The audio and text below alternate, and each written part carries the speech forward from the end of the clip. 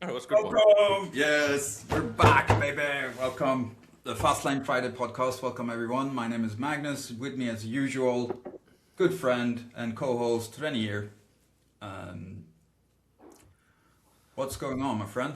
Such a good pronunciation of my name, which is Thank you. difficult for foreign languages. No, I'm good. Um, yeah, sunny day. I do have a little man here. Yeah, Maybe you can hear it a little bit, but off screen, I have some toys to distract him. yeah. Well, but this is a really nice toy. I got this for my mom. I'm not sure if I told you. It's like, Yeah, and the driver comes out. yeah, it's like a little, Yeah. little racer, but it's like knitted, so it's like, and he's not allowed to play with it because I'm afraid either the dog or he will destroy it. But no, it's like really cute. So it's like decoration, but it's really nice. So yeah. Anyway, It's a good one. It's a good one. so trying to be flexible, enjoying the nice weather, enjoying the little Cinquecento I have finally fixed up. We're still gonna drive it, by the way. Yeah, we still haven't. It's such a difficult thing to find the time to do those things because when I was there last time, we watched the Formula One and we didn't get the drive. No, and it's also like we talked about this before. Also, my wife is an entrepreneur. She works in the weekends, and in the weekends, I'm taking care of this furry guy and this little guy. So it's difficult, but we will find before the end of summer we will find a car date. Let's make sure of that. So Yeah, exactly. yeah, Exactly. yeah. By the way, are you doing the Albert Kaupmarkt Carson Coffee? Yeah, I'm not sure. It's a Saturday today. Tomorrow I'm gonna visit my sister in Amsterdam. I'm not sure if it's tomorrow. Um, I think it's every Sunday, no? I think formally it's every first Sunday, Okay. but like the initiative taker is Classic Car Ratings. Stuart, really nice guy, and I think he did a great job introducing it. And he's a good network, and some awesome cars turn up. And yeah, it's sad because since I no longer live in Amsterdam, it's really difficult, especially in the weekends, to join. But tomorrow I'm gonna have a look because I'm out at 7 o'clock in the morning. We're gonna leave, and I'm trying to get to go there for like half an hour before I'm gonna go to my sister and catch up with some friends. Yeah. See what's going on. Also, if the weather's if it says lovely of today, I think people will turn up. So that will be great. But some awesome cars turn up. There's also a really nice dealership in Amsterdam. They are really specialized in classic cars. They turn up in the DB4 Zagato. Yeah, I saw that one. That was wild. Yeah. Oh, you saw it live, huh? Because you went last week? Not last week. They were there with was it 4 weeks or something ago? I don't remember. But it was a while ago, and they were. I think they had this that one. There was also a Bentley blower, a proper Bentley blower. Yeah. And I know the owner. He's really nice. yeah, it's a great Yeah. guy. Yeah. Yeah, always up for a chat as well. Yeah. Like, Yeah. super, Always. super open. Also nice was the first time I was there. There was a Carrera GT. Yeah, that's insane. That's so cool. Yeah. It was so cool. Yeah. A black one. Really nice example. Yeah, very Yeah. nice. Yeah. Yeah. So first topic, actually, we spoke about a few topics before, and then but I have one topic that we didn't speak about, which is that I want to hit before we move on, which is we are now halfway in the Formula One season. We're in the summer break. We had some. So my idea is then just like what is your overall feeling of 2026 Formula One? It's really double.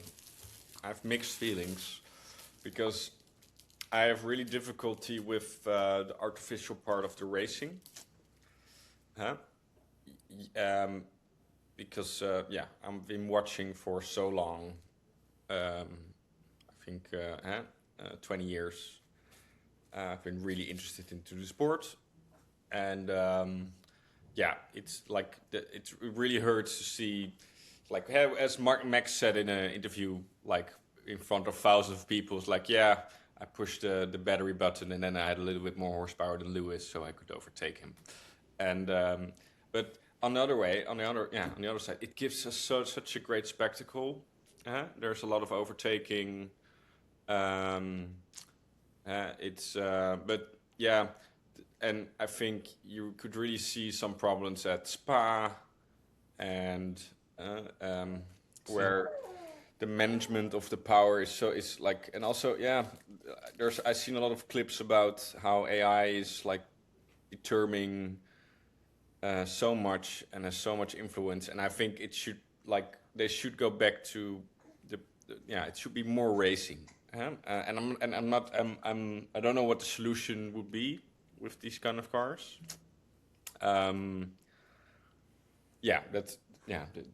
It's so like I can complain, but I also don't know I know the solution. Go back to Naturally aspirated V10s. Oh, V10. I know they want they're going to go back. They will never go to V10s, but they might go to V8 if we're lucky. I agree. So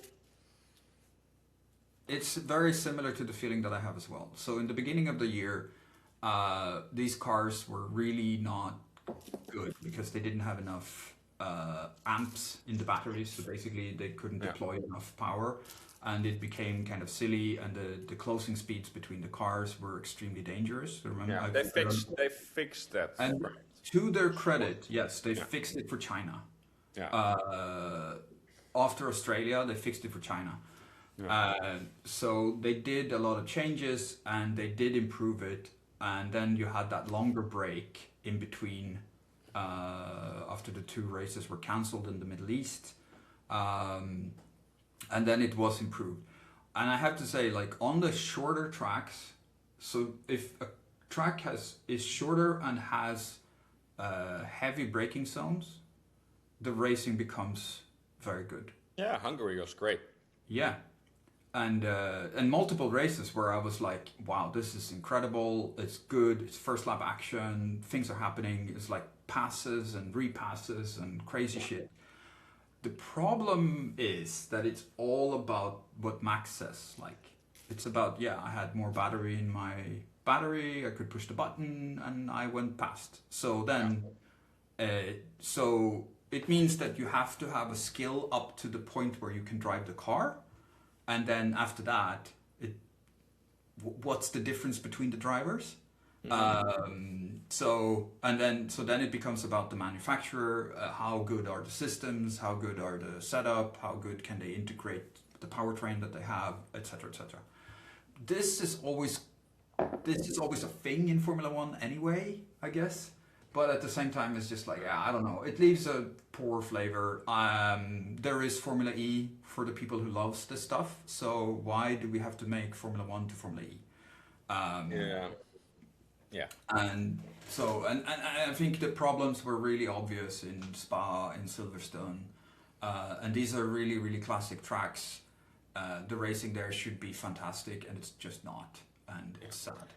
And it must be like, I know we sometimes shitting on George, but you love shitting on George. No, I don't love shitting on George. That's not true.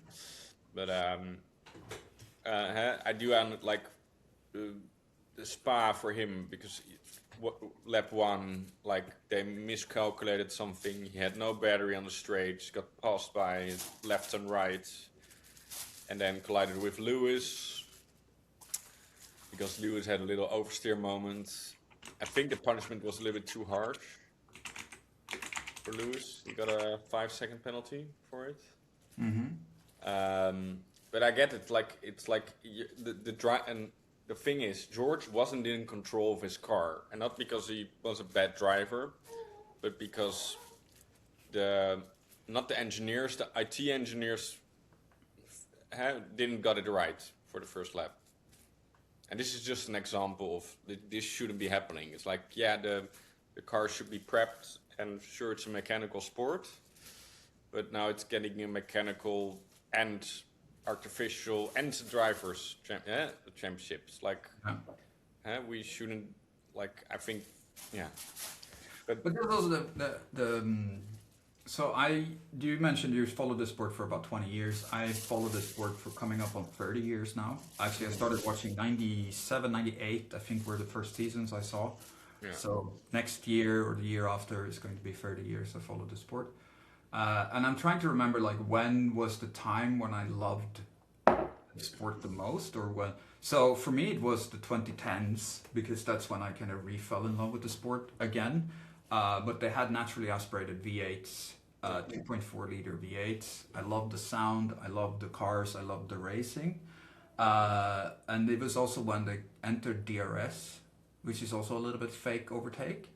But before that, the V10s, I loved the screaming V10s. It was just incredible.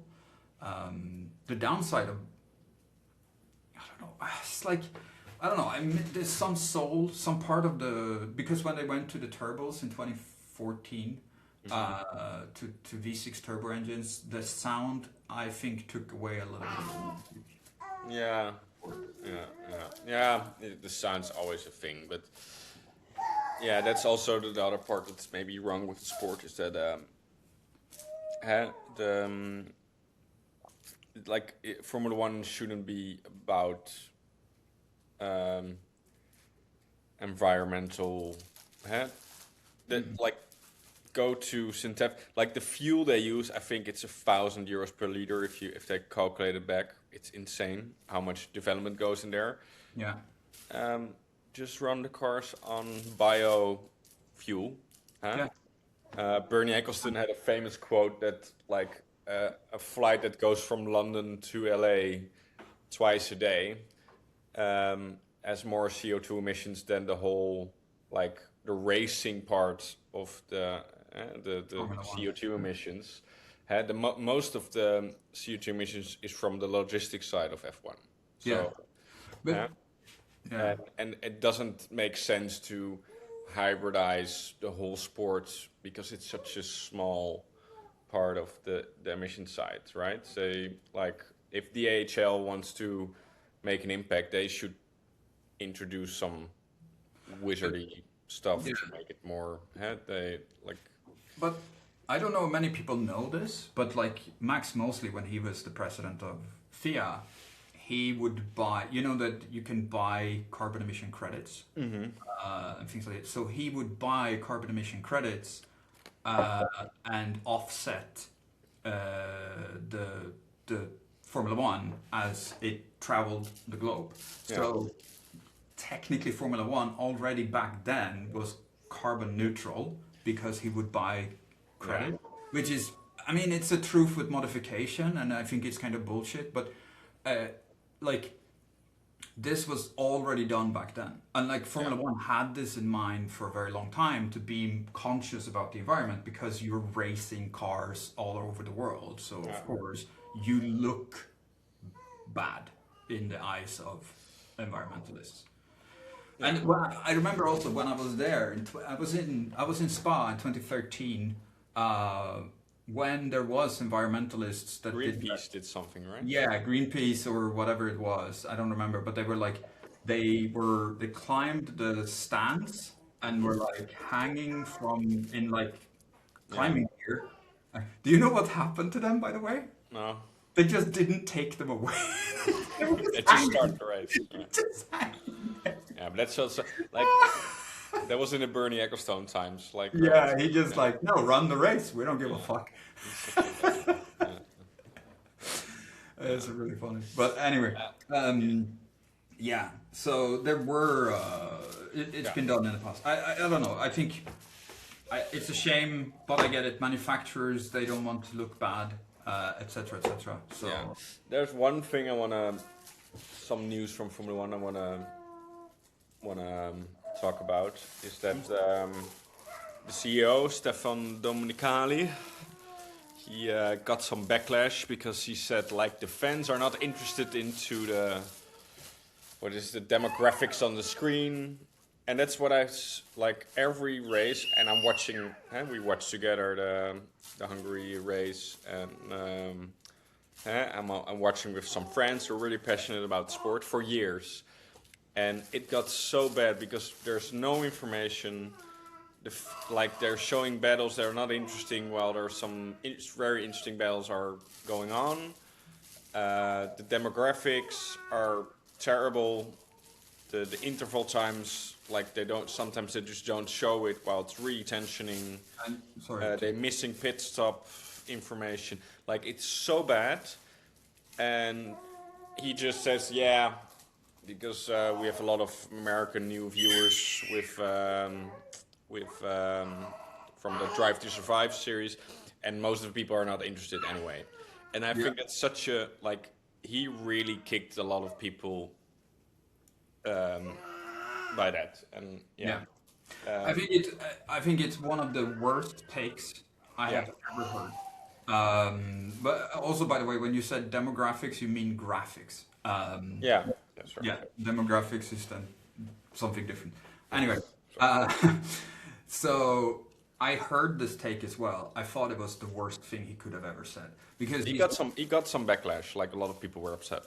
I mean, I was upset. I mean, I'm one of the guys that they are now throwing under the bus, right? Yeah. So, but we discussed this another time, Renier, was that because now with F1, the F1 channel or the F1 TV stuff, you can choose the commentators. Like you can choose the F1 TV commentators or the Sky Sports commentators. Yeah. Or there's also now F1 Kids commentators. In some races, not all races. Oh, so F1 for kids is basically super basic stuff. Yeah. But why can't they make F1 advanced? Yeah. So and then the commentators don't need to explain everything. It's like for people who've been watching the sport for 20 years who are like whatever they get. They should make a special one for American viewers. So I mean. No, I'm kidding. No, okay. That we just. But I agree with I agree with you. They there should be I can when in the Netherlands you had I always loved Olaf Mol. He did for since I was a kid. He did all the commentary. He started at Zandvoort in the Pitstraat when he was 20 years old. Commentating on every race, and and he did it for so many years. He got really emotional when Max won his first race because, as a Dutch guy, that never happened to him, and he's a bit of a controversial. He had some controversial takes, on commentary wise. Yeah, he sweared a little bit, but. That was passion from my perspective, right? I have a friend who really got into F1 since Mac was doing great, and he always complained about him because he thinks he was unprofessional, right? And we always we were always kidding each other a little bit. And then Viaplay went in, and they didn't choose for him, so they went for some new people. And now he's doing commentating by himself. So you can put the commentator. He has a Grand Prix radio. It's a really great station. Sometimes I listen to it because I can't the new guys from Viaplay, the Dutch guys. I can't stand them. If I'm gonna watch with my family in-laws, they want to have the Dutch commentary. I rather have earpieces in. But when Olaf Mol, when he did the commentary, when Max got really famous in the beginning years, it attracted so many new viewers. Yeah. So one of the criticism he got is that he had to explain all the things so many times, and that irritated the people like you and I who know everything. But I got it because people didn't knew what DRS is and how the rules were applied, and then he had to explain it to him many times a race, and new people. In fairness, there are complex rules. It's complex. Yeah, Formula One is a complex sport. It has complex ruling, and people don't understand. Why would someone get a 5-second penalty instead of a 10-second penalty? Why would someone, And what does it mean? 5-second penalty, and all this. Yeah, so I understand. But that's also why it would be amazing to have a channel on the F1 TV with like advanced commentary. They don't have to re-explain everything. They just like assume you know the sport really well. But anyway, yeah. So overall judgment for 2026, I would say, for me at least, Formula One can do better. And I wish that they will. It's like I really want that they will. And I like the arrogance of Stefan Domenicali. Like, yes, he's doing really well. It's getting really rich. He's gonna sell it to some oil-rich company in the next 5 years, and he will never work again. And he doesn't care about and that's the thing. The arrogance, like he only cares about like getting as much people into the sport, which is a good thing. Don't get me wrong. But he's it gives me feelings like he's money driven and not making sure that the sport gets what it deserves, right? So yeah, so he's the CEO of Formula One, which is owned by Liberty Media. Yeah, it's rumored that Liberty Media is entertaining a bid from the Saudi Arabian Sovereign Wealth Fund. Yeah. To buy the sport. Rumor, no idea if this is true or not. But the thing is, what Liberty Media has done, which speaks against this, is that they also acquired the Superbike series, or the equivalent of Formula One, but for motorcycles, GP. Yeah. And they have also acquired some other motorsport stuff. So they are pulling together motorsports under their umbrella. So it kind of would counterintuitive that they would then sell off Formula One. But I'm not selling. I'm not saying they're gonna sell it soon. Maybe I think they're gonna sell. They're gonna. Hey, it's a cash cow, and but I get a little bit of the private equity vibes, and private equity can be really good, but also there are so many stories of like it's just money driven and not to make the product better in general. And like the interview he gave where he just like the people who really like the people who made the sport great, like the viewers, I thought it was really arrogant and like I don't know. Let's end with that. Like we made our points very clear. Yeah, overall though, for Formula One first half of the season 2026, quickly summarized in a couple of words. How do you feel about it? I'm just excited about like I love Kimi. I love Lewis doing great.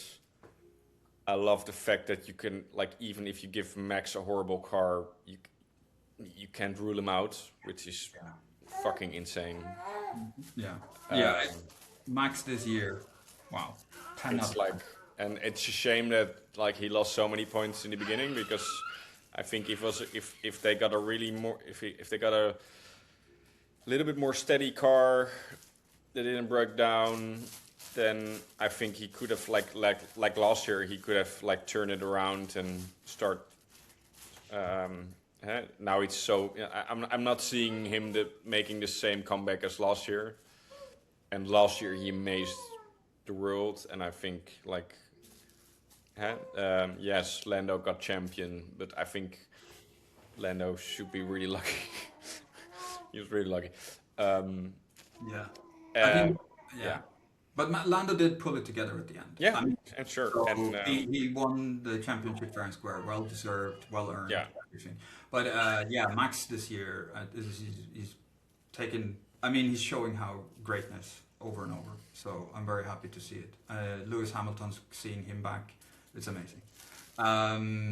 Charles, and not to forget Charles, because I know everyone was looking at Lewis, and but he got also a good win. And he's also performing well, and he's getting a kid, which I think it's Yeah. nice. Yeah. Yeah. And And all right. what's your and let me give the same question back. What's your do you agree? I know you agree a little bit, Well, but I agree with your evaluation of the drivers. Of course, I think we are sharing the same opinions about that. But I I think overall, as I said, I think Formula One can do better. I'm really not happy with the rules, the current rule system. I think it needs to change somehow. I don't know how to solve it yeah. exactly, Keep but talking. Sorry. Yeah. I would love for them to go back to some form of just no electrification and biofuels Yeah. rather than electrification. But I I don't agree. know. Would that ever happen? No idea. No idea. I Yeah. think it would have to be pushed by Mohammed Al Saib, or what's his name? Yeah. Like people hate him. Okay. Welcome back, So everyone. we had a quick pit stop within under a minute, I guess. Yeah, technical difficulties, and our third host did soil himself. Then Oli came in.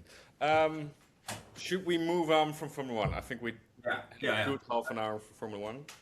Yeah. I think it was a good discussion though. Yeah, so we had a couple of other topics that we wanted to touch on. I think we can start with this one,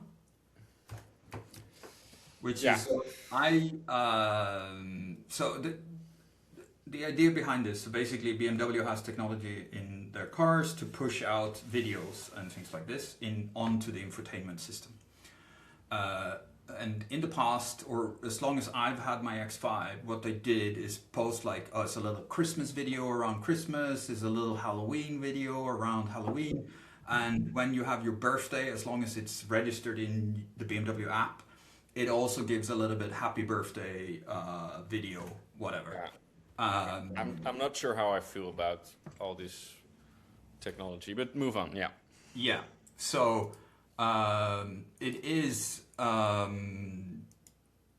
So there are a couple of benefits with that, which is also that you could, in theory, push out like security updates or something like this, right? So all the cars are now connected to everything. But what BMW did, which I find extremely irresponsible, is that it was a Spider-Man ad for the new Spider-Man movie pushed out to all the BMWs in 70 countries that had the possibility of getting this pushed out, right?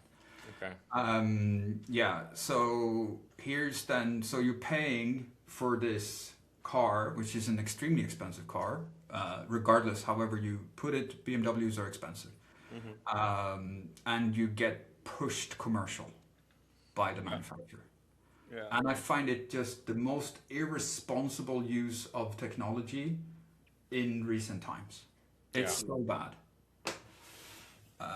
And I want them to do better, and I want the manufacturers to be responsible with the technology that they have, because this is just horrendous. I mean, imagine the future.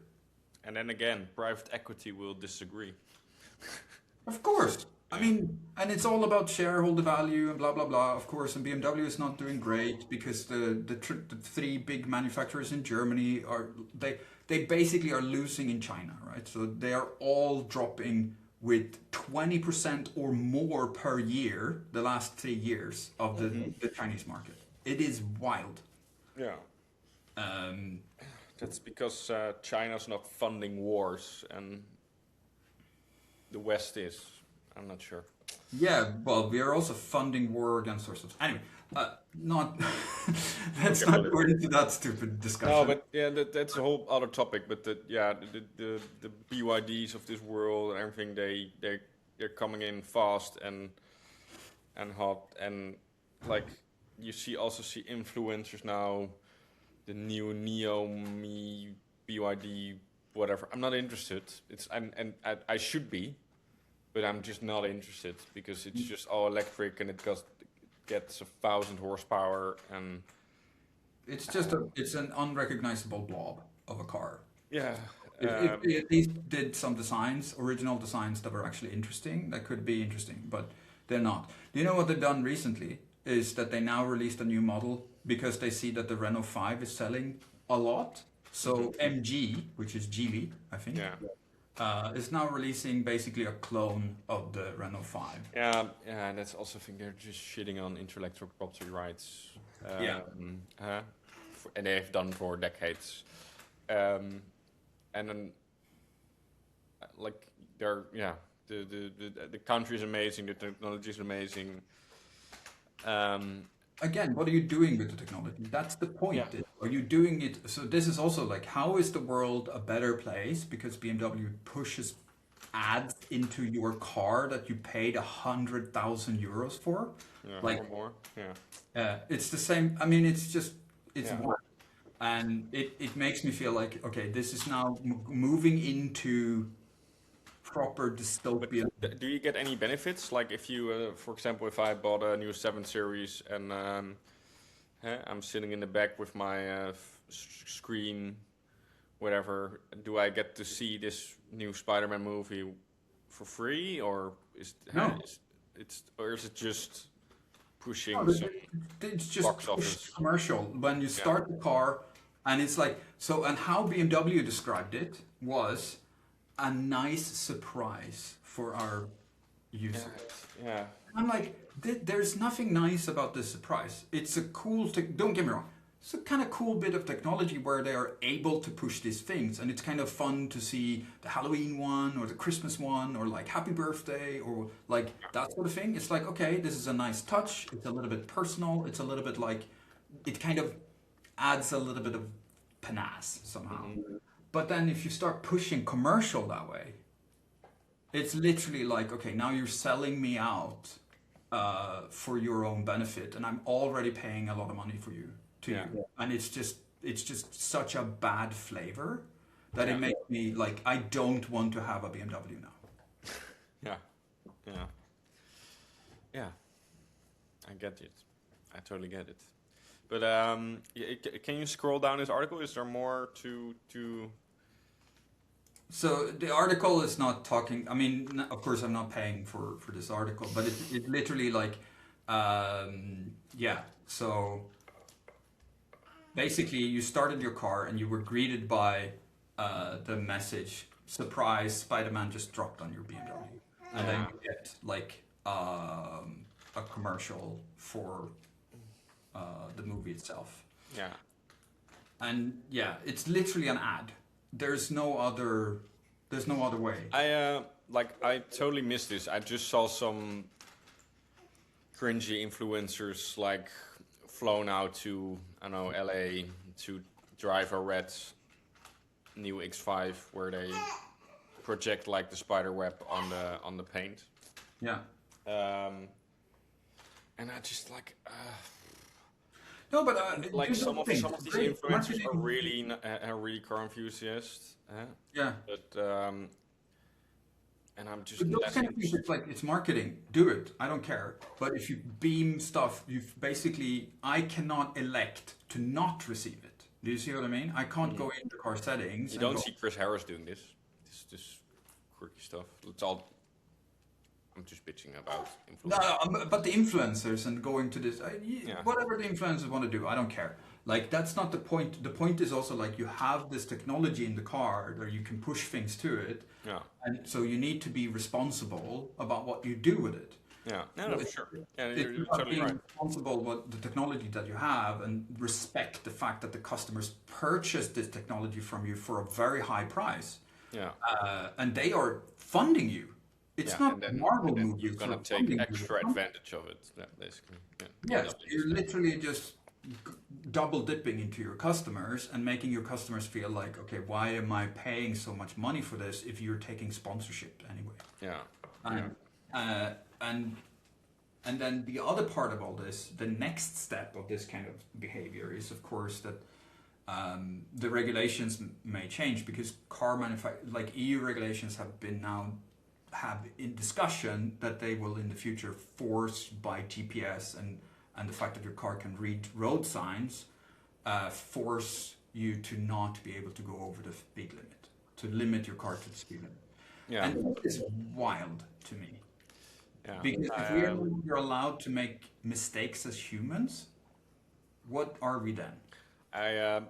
Yeah, and that's also, I think it's going already too far. I briefly mentioned to you before the podcast. I drove a new Defender recently, a 2025 model or 2026 model, I don't know. And I was helping someone move some stuff, and I drove the car. I was alone, and the car just started beeping at me. It's like beep, and I had no clue what's going on, because and there was some roadworks, some road signs, and then the car started beeping again. And I know I'm not familiar with the car. Yeah. And I guess if it's your own car, you will be more familiar with the car. But I just got so distracted. Yeah.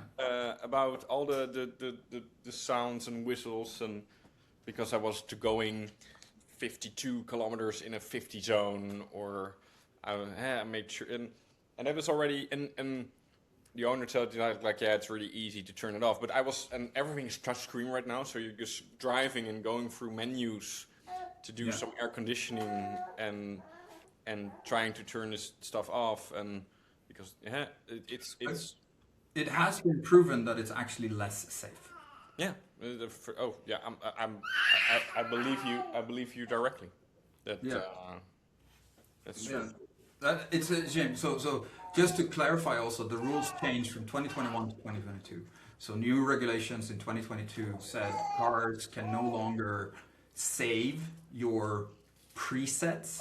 So for instance, for me, I have a 2021 BMW X5. The reason why I chose a 2021 was so that whatever presets I save in the car are then saved. So I don't have lane keep assist. I don't have the thing that bongs when you're over the speed limit and all that stuff. 2022 and onwards, you cannot save your presettings. Some things you can, but like the speed limit bong, the lane keep assist, there's a bunch of these kind of safety options. You cannot save them away, which means that every time you start the car, you have to turn them on. And then they're not allowed to do it with one button push anymore. So, which means you have to have multiple steps in menus in order to be able to turn them off. Yeah. And it's just like, come on, how are we children? Yeah, and I think the lawmakers all got chauffeurs who make these decisions. And the other part of this is like, okay, I think for some drivers, these things is probably good. Do you see what I mean? Like for some drivers, these things are probably good. But how many people, what's the statistics on accidents from 2022 and onwards? Because if these things are really helping to the way that they seem to think they are, we should see a drastic reduction in the number of accidents and deaths in traffic. Yeah, but I don't think there is. No, but deaths, I think in the Netherlands, most deaths occur when old people go on too fast bicycles, and they. Yeah. You mean electric bicycles and just drive into the road? Yeah. Yeah. That's like. No, this red light does not apply to me. It's great. Yeah, it's going too far, and it's sad. Yeah. Yeah, I find it such a shame. I think it's like I urge manufacturers, I urge any people out there also that feels this way to kind of, explain it to the people that are elected, specifically on an EU level, that, this is intrusive, and it doesn't benefit society as a whole. It makes people for instance, less interested in new cars just because of the problematic things. Yeah, but there will always be some politician who says, we need to make sure cars in the future, and it will happen eventually. as soon as someone voices against this, they're going to be like, "Oh, you want children to be unsafe." Yeah, whatever. So, okay, and no one can say no to that, but it's just such a fucking ridiculous argument. It's literally like, okay, it's not about safety. It's about the fact that we should be able to live as humans and make mistakes as humans. Yeah. And it's like, if we remove that completely, then we no longer, what are we just following the EU overlords. Do you see what I mean? Like, yeah, for sure. I see what you mean. I don't. Anyway, There are bigger problems to solve, right? of course. But then, make sure like the EU, due to all those regulations, the automotive industry, which not only the big corporations, the VWs, the Mercedes, BMW, the VAG, Stellantis, they took such a big hit because all these they were forced to do. They already suffered, and Yeah. And Volkswagen is now firing 100,000 people. They all need to go on unemployment or reschooling or something. And it's like, okay, are we getting more? So they're paying less taxes into the system. Yeah. And they can no longer even afford the shitty cars that comes from China. They can, are we making the world better or are we not? Right now we're into. And it's not only the people who work for VW. It's also the subcontractors. And that's insane. And we see, that should be their priority to make sure how we gonna. Yeah. How we gonna thrive as a Europe? How we gonna, because. Also, I believe for sure the board of every car company, they want to compete. They want to evolve their technology. They want to be better. Like imagine if they invest some only a part of the money they threw away of all this electrification hustle into making petrol engines more efficient. Yeah. Huh? Well, I mean, there are really good use cases for electric cars. So I'm not saying electric cars shouldn't exist. I'm saying that they shouldn't have pushed for it as hard as they did. And at the same time, so they're increasing manufacturing cost a lot. Yeah. And then at the same time, they're increasing energy prices a lot. Yeah. So it's a double whammy. So not only is the car way more complex to make and there's a huge investment in that technology, at the same time they're raising electric prices. So the people who are manufacturing, so the factories, they use a lot of electricity just to manufacture the cars and to do them. It is so expensive now that it's like it's not even feasible to build stuff in Europe anymore because it's so expensive. And then it is now, if you don't charge at home, sometimes more expensive, specifically in Sweden, for instance, it is more expensive to charge an electric car than to drive a petrol car. Yeah. Okay. In the Netherlands, it isn't because the prices are so ridiculous. But in theory, it's true because it only makes sense if either the company pays your electric bill, so you have a lease car and you can plug it in because they have contracts with the energy suppliers for the rates. If you are an entrepreneur and you don't have a lease company or card or then it doesn't make sense to buy an electric car because charging your car on the station is already super expensive. Next to the highway or anything. It only makes sense if you have solar panels on the roof and you can charge at home. It's the only way. I fueled up the little Fiat. I fueled it up for $2.90 a liter the week. It's absolutely insane. And it's like I take it on the chest. It's fine because the little car, the little engine needs good fuel, but I just thought it was ridiculous because I drive to Belgium because my parents-in-law live there very close, and there it's €1 cheaper per liter, a full euro, which it's ridiculous. And we have a prime minister who doesn't drive a car, who gets chauffeured all around, and every time he gets interviewed about raising energy prices, he says, "Yeah, I have such a salary. I don't need to the government shouldn't help me or people who earn the same money." They shouldn't To subsidize. substitute the fuel. So we rather can spend money, and it's such ridiculous. It's such an idiotic concept because what you're actually doing is just penalizing the people who don't make enough money. Yeah, because Because the people have a who are good- wealthy, they can still pay the money for the fuel. The Yeah. people who don't have money can't pay for the fuel. Yeah. So Yeah, the people that you're penalizing are the people who don't make enough money. Yeah, Like- it's ridiculous. Also, the percentage you spend on fuel if you make a lot of money is very low. So, and you still be annoyed. So even if you make 300K a year, and you drive 30,000 kilometers a year, you fill up, you're annoyed, but you can afford it. If you're a nurse, and you don't, You're a school you still teacher. have to go to the fucking You're hospital. commute to the school every day. You can't buy a 60,000 euro electric car, even if they subsidize it.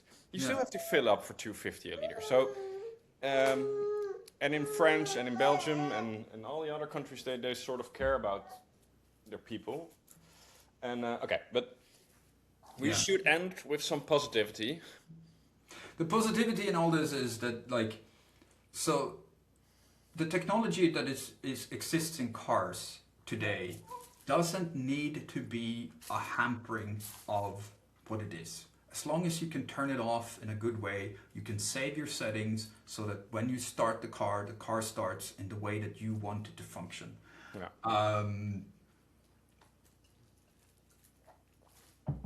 Because now people will wake up, get their coffee in the car, they will drive off, and they will be driving into their urban environment where kids are going to school and everything, and they are busy fiddling around with the infotainment touchscreen to make sure. Yeah. And that's a bad thing. But my notes, we should end on a positive thing, and I think we should talk about the car you seen online, the red car. Yes, my latest obsession, I should say. And I absolutely love it. Put it on the screen. I will put it on the screen very, very shortly. I'm going to give you the background story. The background story is that I was talking to a colleague of mine, and I asked him, if you won the lottery, what car would you buy? Just out of nowhere. And he's not really a car guy, but he knows of cars, but he's not a car guy. So he gave two answers. So he gave two cars that he would buy. He would buy a 911 because he loves the shape of the 911. It's a gorgeous car. I can't blame him. It's a beautiful car. But the other one he said was a Ferrari GTC4 Lusso. And I'm like, that's a weird answer. But I also am like, okay, I haven't looked at these cars since forever. I'm going to bring one up. So I went to Auto Scout and I brought it up. And this is currently the cheapest GTC4 Lusso T for sale in the Netherlands. Let me see, how do I share this? My goodness. There we go. This one. And oh my God, have I become obsessed with this car. It's such a good looking car. Just gorgeous. I like people only buy the puro sausage because it's hip and it's fancy and it's doing good on Instagram. But this is actually a good looking car. I mean, absolutely drop dead gorgeous. With that interior. It's clear glass. Yeah. It has the carbon fiber package, so the carbon fiber vanes, so carbon fiber diffuser in the back, carbon fiber seals and insteps and vanes, as well as the carbon fiber steering wheel and some stuff into here. I mean, drop dead gorgeous leather. What is the mileage? 125,000 kilometers. Okay, so somebody really enjoyed it. Yes, and it makes me so happy that someone actually. It's such an amazing car, and And it's for sale currently in the Netherlands for 149,950. yeah, yeah, And this engine, this is the T, so this is the yeah. V8 with the rear-wheel drive only. Um, so it doesn't have the complication of the four-wheel drive system, which always breaks. Um, and Well, it's not true. so It's maintenance heavy. That's what I. so that system is like literally like If it breaks, so basically, it started with the FF. It has a second gearbox in front of the engine. yes, So they didn't, and it's a good thing. So that's why the shape is so beautiful and so low. Because with the Purosangue, the car is raised. yeah, because there's a You have a transfer box, and you have yeah, blah, blah, a blah. drive shaft going into the front and the back. So it's an. I've driven a FF, which is amazing. I've driven this car, a GT4 Celos with the V12, which I think is one of the greatest cars maybe I ever driven. I had a really nice client who let me drive his blue Tour de France blue one a few times, and I enjoyed it with him as well. Also with the panoramic roof, that's so beautiful. He sold that car. He driven that car 40,000 kilometers. He bought it not new. He bought, I think, and he enjoyed it for like 4 years. Sold it for 250,000 euros, and I think he bought it for this roughly the same money. So he had a pretty good deal. It is, I mean, gorgeous, gorgeous, It's gorgeous, gorgeous. I gorgeous. love this car so much. Is it a Dutch car? No, it's a German import. It was imported into the net, but so it was imported into the Netherlands so it's a 2018 car, imported to the Netherlands in 2020, sold to one owner in 2021, and he had it until now. I'm curious how many miles he driven in this car, because like if you drive this car on the like I would prefer the V12 because I think I personally, because of course you have to really stretch financially for this, even though it's from a Ferrari perspective. This car for 150,000 euros is a bargain. yeah, but it did cover a lot of kilometers. Like Yeah, but that's also like the beauty of this car. You can buy it and just drive it. You can put it on- you should drive it. But like I'm curious, like if you're gonna buy this car, and I think still it's a little bit. I think I think you can bargain a little bit. Not sure. I'm not. Like the selling price it's good value for money. But I think if you offer him between 130 and 140, it will also be great. But if you're gonna drive another 20,000 kilometers with it will get difficult to sell. Yeah. So if you buy this car, you buy it to keep it, right? You buy it to just like, okay, this is now. So it's the Rosso California color, which is amazing. The leather is specifically Cuio, whatever this is. Cuoio. Yeah, it's really beautiful. It is gorgeous, but I don't know how to pronounce it. And it has a lot of the options that you really want for this car. Specifically, of course, the panoramic roof you really want. It has full PPF. It has the passenger display, which is also kind of was the thing with this car when it came out. The most amazing thing, it has carbon stuff, blah, blah, blah. But it also has something that is very, very important, which is the dual view front parking camera. Because this car, even though, you know, if you look at the pictures, this looks like a little two-door hatchback. Yeah, it's a Brad van. It reminds me of the Brad van. It reminds me of Yeah, could be the clown shoe, the BMW Cedric. This car is 5 meters long. It has the footprint of my BMW X5. it's a big car. It's a massive car. It's a massive car. But it's like, yeah, what an incredible car. Just look at that color. And for me, I think that this would be enough. Like if I had the money and blah blah blah, all these things, then yeah, I would consider this, because for me, this would be a replacement car for anyone who's considering Audi RS6, BMW M5, BMW M3 Touring, because they're all in that kind of price bracket of 150-ish. So above 100 to, and this is just so much more. Do you see what I mean? This is just like, Yeah, it's. I think it's one of the greatest cars shapes they made.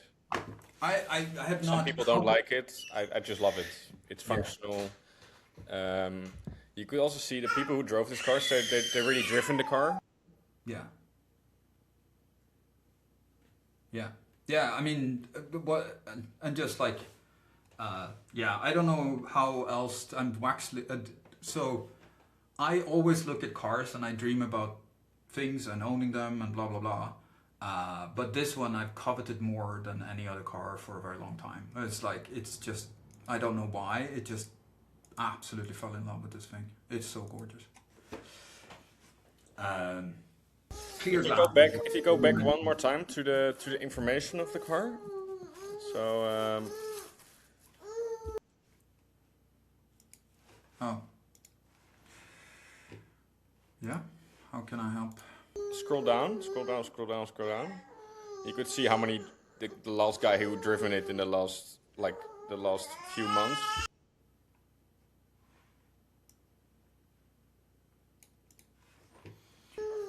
You see the last 2 years he driven like 30K. Yeah, I think it's amazing. It's someone who really, really genuinely used the car. I did the report. You can do the Finric report.